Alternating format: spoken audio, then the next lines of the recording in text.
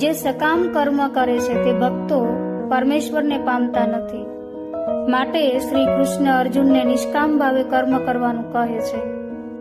તું સર્વ કર્મ મને અર્પણ કર, તેમ કરવાથી તું સર્વ કર્મ બંધનથી મુક્ત થઈશ. તેઓ કહે છે કે ઋતે પિત્વામ ન ભવિષ્યંતિ સર્વે યવસ્થિતાઃ પ્રત્યનિકેષુ યોદ્ધા. યુદ્ધ કર, નહીં કરે તો પણ તેનો નાશ થવાનો જ છે, કારણ કે આ સર્વે શૂરવીરો પ્રથમથી જ મારા વડે હણાયેલા છે. તારે તો હણેલાને હણવાના છે, તું માત્ર નિમિત્ત છે. અર્જુન માત્ર અહીં નિમિત્ત છે.